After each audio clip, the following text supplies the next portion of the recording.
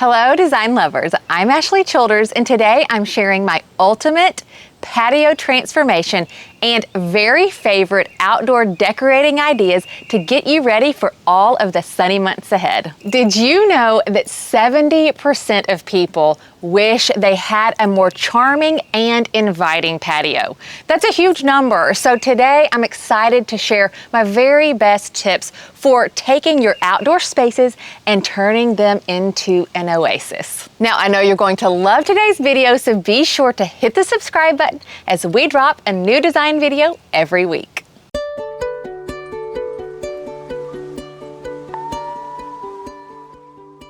Now, to give you an example of a stunning patio transformation, I'm going to take you through the design and construction of our patio extension and our cut flower garden. Now, before we added the patio extension and cutting garden off of the back of our house, I will say that the space was uninspiring. It was grass, and I had a couple of hydrangeas along the back wall of the house. Now, we live in Arkansas. The summers are super hot, and we needed a covered patio for entertaining and a place for us to relax and unwind in the summer months. Now, of course, this is a common issue for everybody. We all want to have a beautiful covered space for us to be outdoors and enjoy nature and not be in the direct sunlight. A couple of other things that we had to have in our outdoor oasis was a really gracious seating area for us to entertain family and friends. We wanted a dining space. We wanted an area for our grill and outdoor cooking essentials. We wanted a fireplace, a TV, and then of course I had to have a cut flower garden. Now, all of this needed to be designed in a way that it was beautiful, welcoming, and that it accented the architectural details and materials that we had on our existing home. First things first, when I started designing the layout and footprint of the patio extension, there was a few things that I had to keep in mind. We had an existing exterior door that came off of the back of the house, and we didn't want to have to move that. And then above the area that we were putting the new patio extension, there's a second story window. So we knew that the roof line needed to fall below that window, and that would dictate the pitch of the roof line. In addition to that, I needed the footprint of the covered patio to be large enough to accommodate a large sectional, seating area, dining area, and outdoor kitchen. And on top of that, I wanted the sight lines from all of those spaces to look out into the woods and the beautiful ferns beyond. Now, speaking of sight lines are so important in design, in interior design and in exterior and garden design. So when I was thinking through how I wanted to create these beautiful vistas and sight lines, I needed to make sure that all of the cedar posts that are on the patio extension line up with the posts on the fence line, because I knew that I wanted to have these really pretty little outdoor patio lights that zigzagged between the posts, and I needed them to all be symmetrical. Now, when it came to designing the cut flower garden, I had two primary directives. One of them was to get as many flowering plants as I could within the space, and the second was to keep out the deer.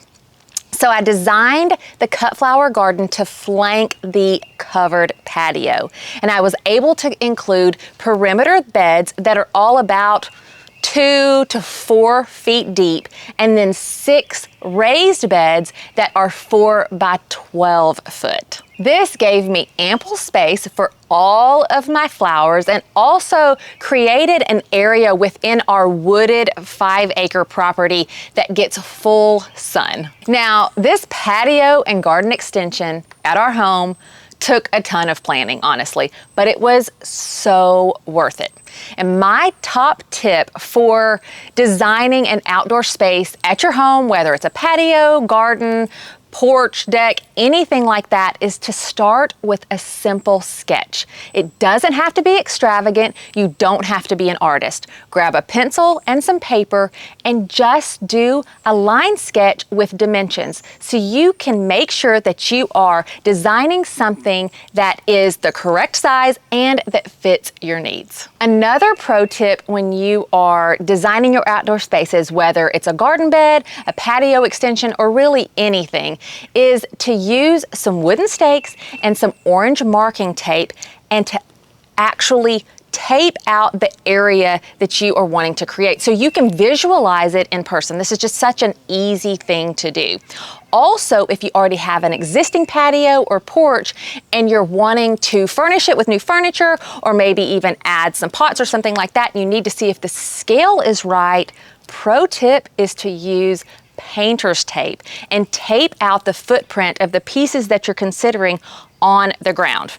You could also use this tip indoors. We do this all the time with our clients just to make sure that the scale and the pathways around furniture is correct. This is truly a golden designer hack, and it makes choosing furniture and rugs so much easier. Taking the time to create inviting outdoor spaces will reward you tenfold when it comes to enjoying your home. And I hope today's video inspires you to create a welcoming and warm outdoor oasis for yourself.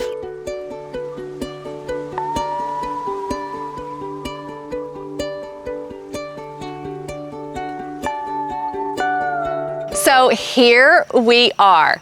Now, we broke ground on this patio extension and garden 2 years ago.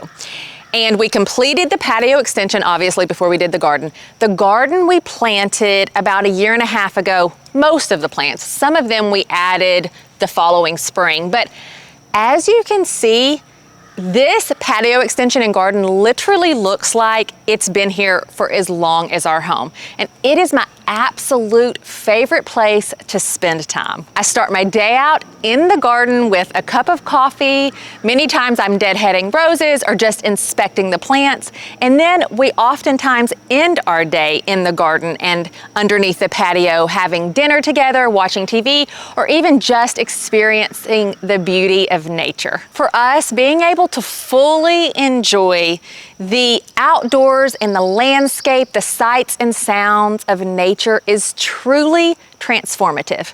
Now, I've got a couple of outdoor decorating tips and ideas for you, regardless of the size of space you have. My first tip is to create an inviting seating area. Now, this could be a sofa and sectional and a side chair, or it could just be a small bench. As long as you have a place to sit down, relax, and enjoy the beauty of the outdoors. My second tip is to include a dining table and chairs so that you can enjoy an al fresco meal. Now, this could be a large dining table, like a 96-inch that you can seat 8 people at, or it can be something as simple as a small little folding cafe table and chairs.